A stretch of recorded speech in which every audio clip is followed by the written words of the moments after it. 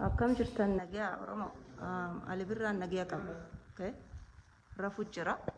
So kana akka namni wanni jiruufi here we are at hospitalichuma jirra argitani. Doctorris kunooti achi jirra jechuudha. So kanaaf hangana waliif dabarsaa nu hundi as jirra. Fardoosaan as jirti. Asirraa amma kunoo seenanii rafu jiranii miti. Amma seenee ilaalee inni rafu jiranii innis rafutti jira. Kana waan ta'eef okay. Kanaafi doktoroonnis kunoo achi keessa seenanii argitanii saniif achuma jirra jechuudha. So please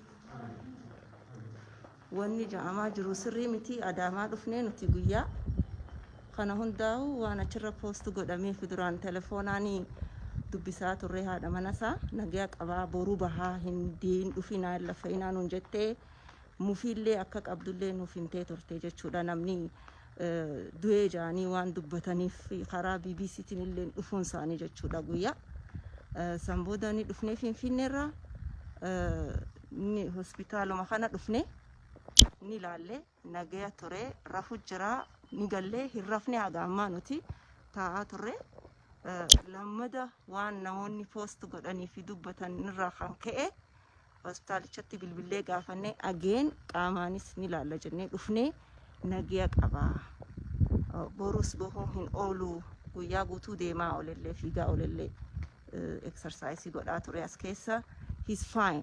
Okay, so please yeroo waan takka ja'amu diina nutti gammadullee namoota waan kana fedhullee ka'useetuma dubbii qabee fiiguun even yoo ta'ellee haala kanaan hin dubbatamu. Please jara keenya dhiisaa waan akkanaa namoonni waan kana himtan kanuma isiniin jechuufi kanaafuu yoo waa jiraate isin beeksisnaa to'as adaamuma jirraa jechuu hanga isa fuunee galluutti asirraayis hin deemnu.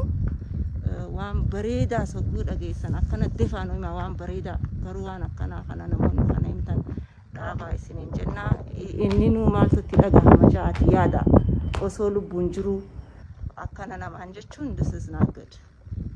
Dhugaa nutillee taa'uu nu kuttan jechuudha. Maaliif jennaan kuni feerii miti.